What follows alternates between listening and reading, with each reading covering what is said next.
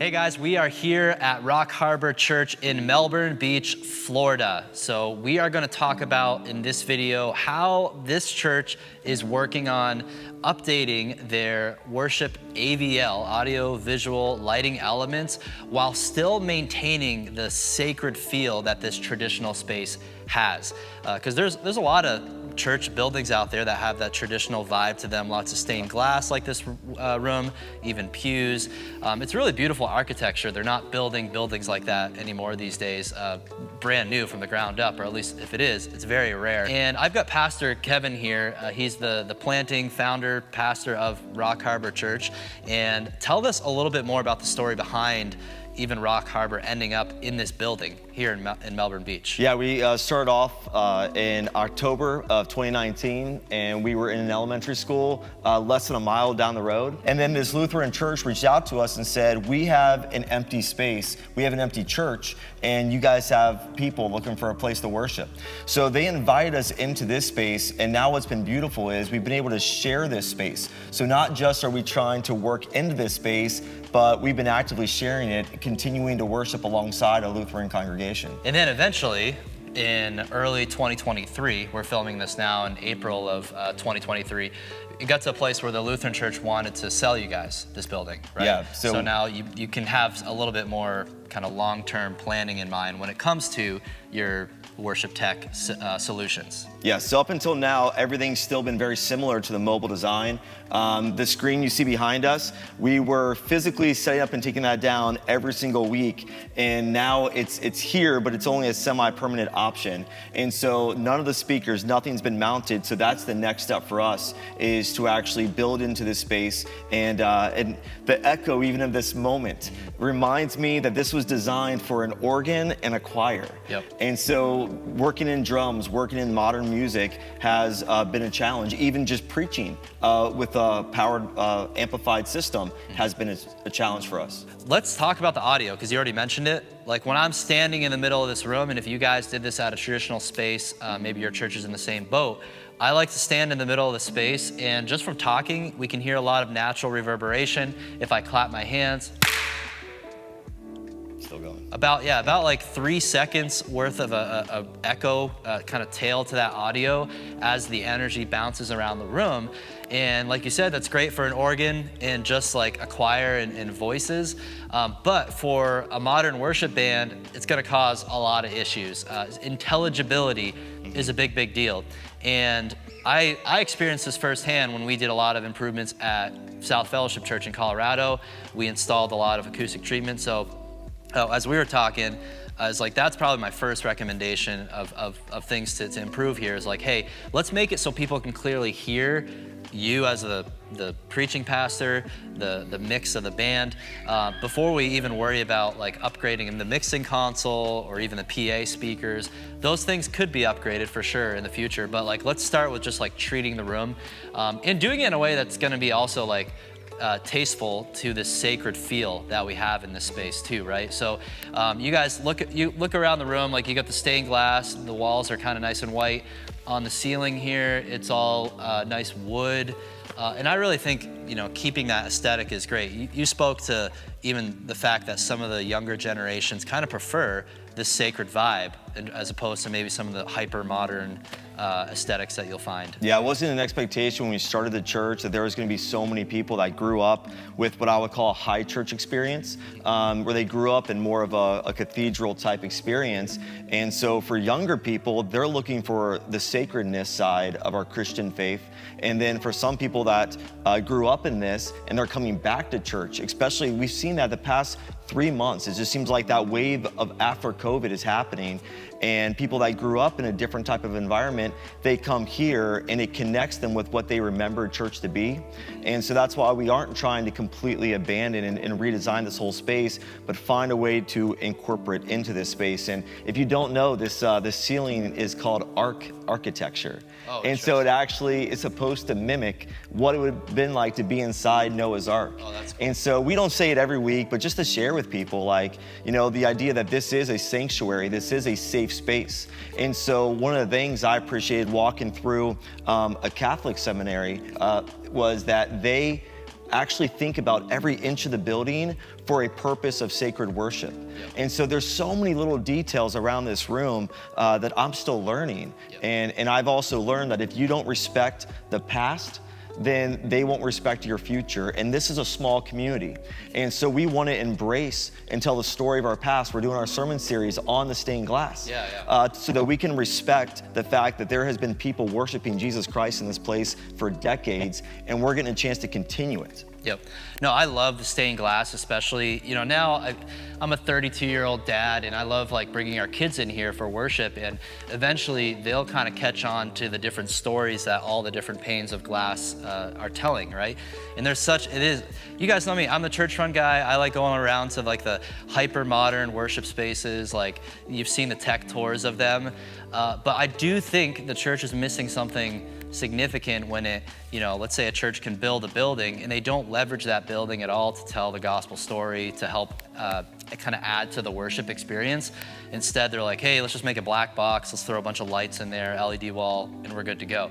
Not that you can't tell a story with those tools as well, but what if you can do both, right? Like, I actually think it's possible someday to have an LED wall in here, or display panels for screens, and we're already talking about lighting upgrade improvements, and you could put moving lights in. You could actually run haze in here too if you wanted to, and do it in a way that's tasteful and appropriate, but still maintain the stories that this building is actually telling through the glass, through the architecture. Before we continue on with the video, a quick word from our sponsor, the Worship Ministry School Accelerator Program. You may not know this, but in addition to all the YouTube content we're creating here at Churchfront, we also partner with local church worship and production ministries to help them hit their ministry goals. Over the past 4 years, we've worked personally with hundreds of worship ministries around the globe. We've helped churches navigate upgrading their worship tech, building better systems to grow their team of volunteers, as well as address any knowledge or skill gaps required for modern day worship ministry. When you join the Accelerator program, you get access to our entire library of online, on-demand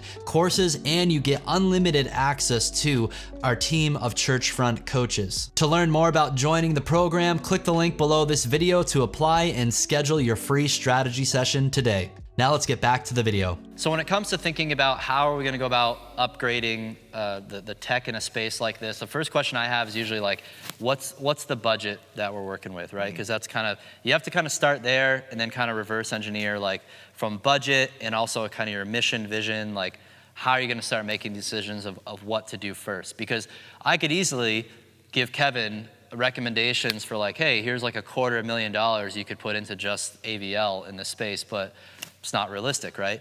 So ballpark, I think it was around like 50K or so is something that's reasonable within the next 12 months that you guys are able to put into this space? Yes. Okay, so that's our kind of ballpark figure, about 50K. And then it's like, okay, let's talk about the priority of things we want to address. The first one I already talked about was acoustic treatment. Looking at the space, and kind of a guesstimate, ballpark estimate I'd have there, it's probably somewhere around 15 to 20K of just putting panels up to absorb some of that sound. We don't need it to be completely dead, but we want to start absorbing a significant amount of that energy to really clear up the mix. And also, I know when that stuff's installed, people are going to be like, oh my word, Kevin, I can hear you clearly for the first time when you're preaching your sermons. And then after that, the acoustic treatment, another big thing is upgrading the presentation setup here. You can see we've got this portable screen that is set up kind of in the center of the stage. It's also obstructing quite a bit of that nice stained glass look that's behind it. So the next step, this will hopefully happen within a couple weeks, really, right, is getting different projection solutions installed. We're going to have a screen on each side of the stained glass. Those screens, are they similar size to this? What are the dimensions going to be? They're almost identical. Yeah. So picture this screen, and we'll make update videos. This is going to be the first kind of video that documents this process for you guys. So you're going to get screens up there. We talked about LED walls, and we were able to get some good pricing on some LED walls, but we decided, I think you're able to get 2 screens, short throw, very bright projectors. I forgot what the lumens were for it. 4800. 4800, which was comparable lumens to an LED display, but for less than $10,000. Where like LED walls, for the same, you'd be looking at about 4 times the price, right? Yeah, and I think what we'll do is we'll see the LED come when we have the stone wall that goes across the back. Yep. To have an LED would work, we would need to have that in this middle presence. So it's going to be a part of our package at some point. Yep. But just wasn't where we were at the very beginning. Yeah, so far we're thinking about the acoustic treatment, again, let's just say 15K. The new presentation upgrade for the screens and the short throw projectors. You did actually upgrade to a Mac Mini back there. We did. I'm saving worship tech booths by getting rid of one PC at a time. So we upgraded back here from a PC, and it was causing issues with ProPresenter, like screens were glitching in and out. So then the visual upgrades probably totaling around 10K, and some of that, like I said, it's already been done. The screens have been purchased, the projectors have been purchased, the Mac Mini has been purchased to run ProPresenter for that. We got some Ultra Studio mini monitors to make the connection from the Mac to the screens. And then the next big one is lighting, right? Mm-hmm. So we've already been talking to the guys at Pro Church Lights. They did a mock-up for us of how we could upgrade the lighting in the space, and we were able to get a bid on that. And pricing-wise, really great, fair price, and it was able to keep us, below that 50K threshold for our total project. But I think it was around 15K or so, right? Yeah. For all the lighting improvements that we're able to put into here.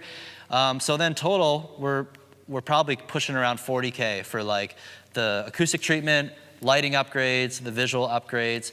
And in my opinion, between those upgrades and investments this year and just some of the other things we can do on a very low budget, or just kind of reorganizing some gear and optimizing what the church already has, like we're going to be able to make some significant progress with this setup over the next 6 to 12 months.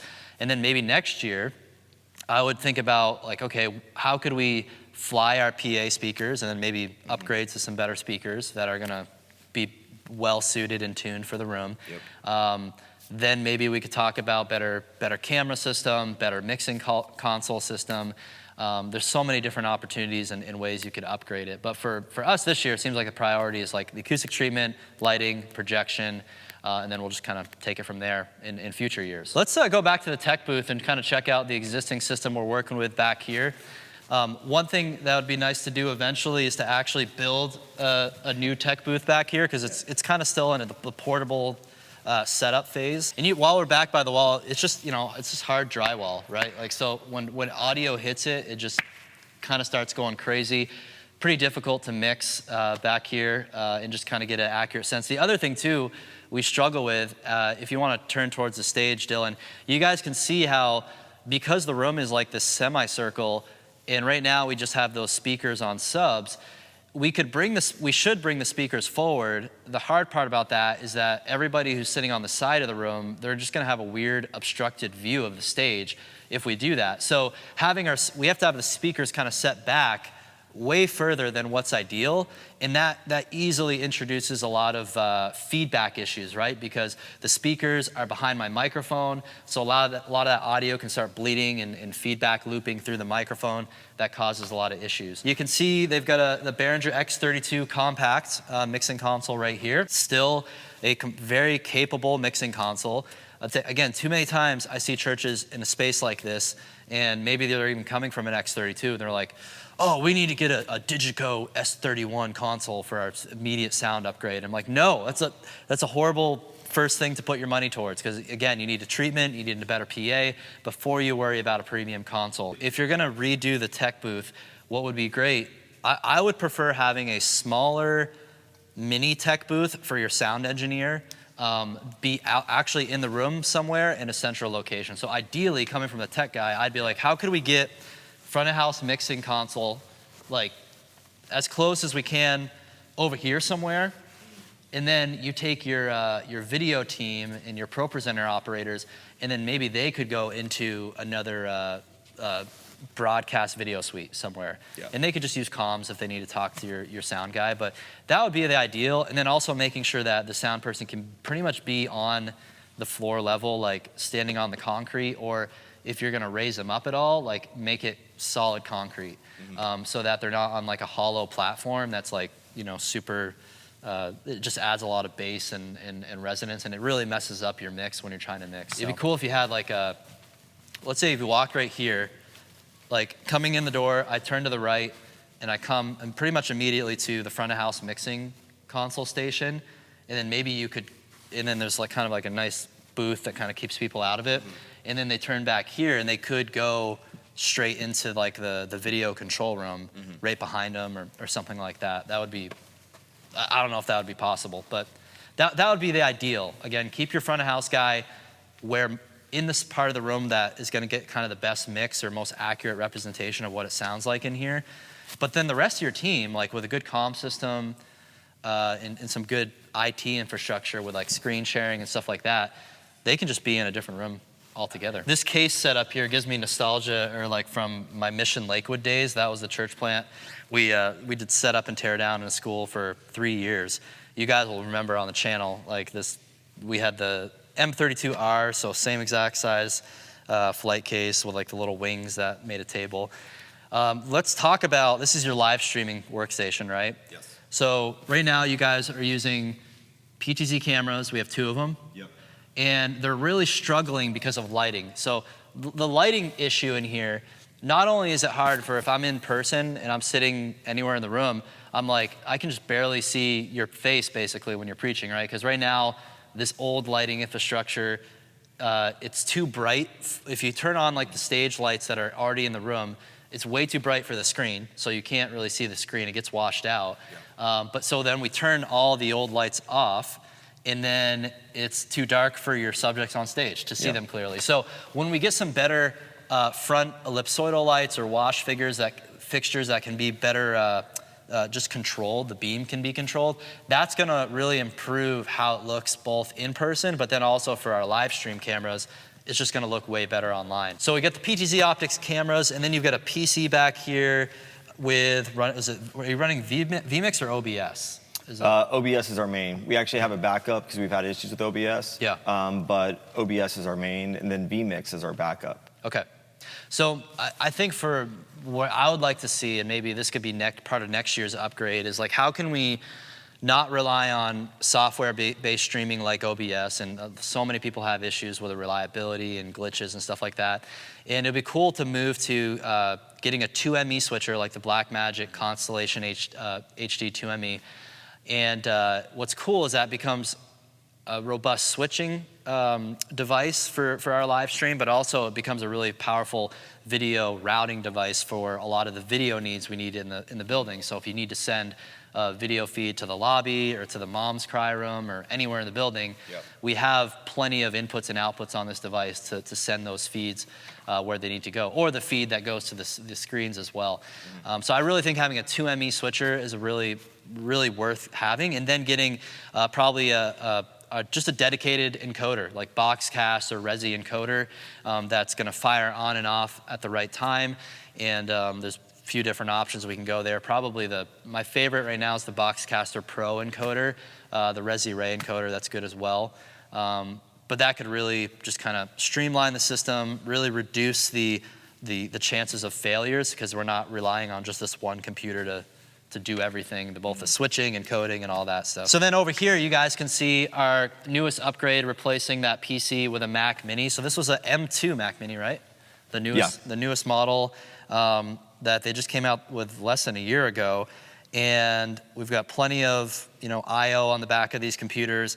Again, eventually, as we kind of upgrade the tech booth, we can move this underneath the table, make it look a little bit cleaner, but this works for now. So what I would even say is like, let's go ahead and maybe use the SDI, because we've got these Ultra Studio monitors coming out of the Mac Mini.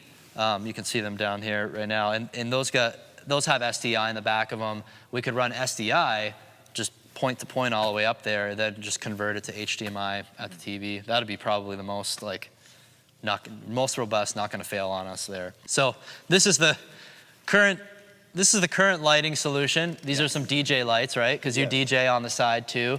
And yeah, it's hard because like these little lights, they just can't output nearly enough for what you need. And plus the budget friendlier lights, they have a really low CRI. So just the quality of light you get from them, everybody kind of looks like that. You kind of have that purplish hue and stuff like that. So my hope is with Pro Church lights, if we could get their ellipsoidal spots to be somehow mounted Probably, I would say on the back wall here, I don't want to put them in front of any eye line in front of the stained glass because like that, stained glass looks awesome. You don't want to obstruct it with any lights.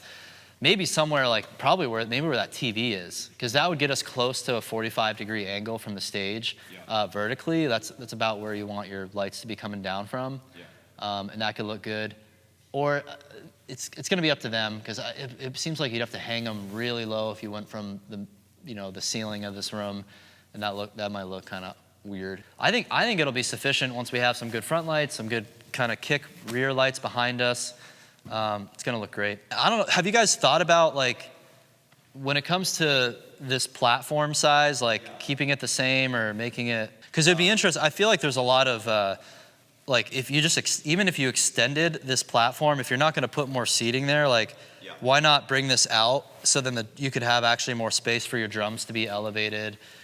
You could actually, you could have drums on one side, you could maybe have your keys and guitarists on the other side, and then just kind of like really. Well, this is like wasted space. There's no reason why we can't connect this to that corner. I didn't realize how much of this choir loft is taking up seating-wise in the organ. So that all can go. Yeah, and there's even quite a bit of more space, even depth-wise in the room. I think, and this is coming from a 32-year-old millennial, right, or whatever. I think the keeping it simple and clean on the backdrop of the stage with like, you just get a perfect view of this cross and the stained glass. I think that would look the best. Because you could also, what's also cool about having like the white painted walls around it is you could actually throw some light on it if you wanted to like change the color of the walls around the cross and the stained glass, and that could look pretty cool. Okay, and then you guys, I saw you just got this electric drum kit. We actually have a nice drum set right behind this wall that I'm being told that we should sell it and then purchase a really good electric drum set. I saw a really cool product, actually Pearl drums, they make it. So you could take your existing acoustic drum set, replace the heads with these like, kind of like these mesh heads, these silent heads, and then you put triggers. Okay. So, the thing about the Pearl ones is like they use slate drum triggers to create the sounds. So they just like the best drum samples ever. And then with the cymbal side of things, I feel like the first thing I would try is it possible? Well, actually, I'll even back up more, because once there is sufficient acoustic treatment in this room, I think we're going to be surprised at how not overwhelming the drum set is going to be when we don't have all this natural reverb going on. So then, like so I'd actually even be curious of like, hey, what would it sound like with just the acoustic drums mic'd properly with the right treatment in the room? And then if that's too loud, let's do the Pearl triggers with the Steve and Slate triggers, and then maybe try acoustic or regular cymbals, right? Like, so what if we could have cymbals, real cymbals that sound great and they're mic'd, and a hi-hat alongside of the heads that are just triggers. I would try that, and then I would try to. I just cannot stand like electric cymbals and hi-hats. Like that to me is like. It's just so hard to mimic the true sound of real cymbals, especially if you can coach your drummers to be like, do not whack your cymbals so dang hard. Like it's not that hard to just play them a little bit softer. Like I get maybe for some drummers they struggle with like how hard they're hitting the drum heads, but cymbals, it's like it shouldn't be that difficult to just dial that back, or to get some of the baffles, or a one kind of simple shield around it to kind of help with that. But again, I think once the treatment's in place, if we have some nice panels, especially behind the drum set, you can paint them whatever color it needs to be. We could paint the panels white. That'll help a ton with controlling that, even acoustic set. We've got our stage boxes over here. So this is kind of your stage I/O rack. You've got 2 S16 stage boxes, which is plenty of inputs and outputs. You've got more wireless systems here. How many wireless systems total do you have? So those are the 4 Shure that you see charging back there, and then the 2 Sennheisers that you see in this rack here. Got it. So those are typically the mics that we use for announcements and for people that are just speaking, and then we use the Shures for the vocalists. So it might be nice eventually to put a gear rack back here that we could have a patch bay for. There's already conduit through the wall. Yeah, if there's already conduit, just to like get all the get this rack that's out here on the floor like In here. Let's just get it out of sight, out of mind. If we need to, we could still put the wireless units back here, but then just run an antenna combiner with some antennas out here to get the signal in. Well, guys, that kind of concludes really the look at this space for you. And I'd love to hear your feedback and ideas. Leave them below in the comments of how we could improve what we're doing here in upgrading this system. But like I said, just the basic audio treatment first. We're doing some presentation screen upgrades and some lighting upgrades. We're gonna work with our existing audio system, and then maybe next year we can think about making some upgrades there. But I would recommend the same, especially if you're looking at a traditional space that you're trying to improve. You're probably dealing with a lot of similar headaches that we are here. I would get those basics right first. To really set a strong foundation for any other upgrades that you're gonna do later on. So thanks so much for watching this video. Check out the links below if you wanna work with our team at Churchfront. Just apply to join Worship Ministry School today. We'll love to chat with you and connect with you about that, so you can schedule a free strategy session. And we've worked with churches that have traditional spaces like this or more modern spaces. So we've kind of worked with folks all across the board. Leave a like, share it with your friends, check out the resources below, and we'll see you next time.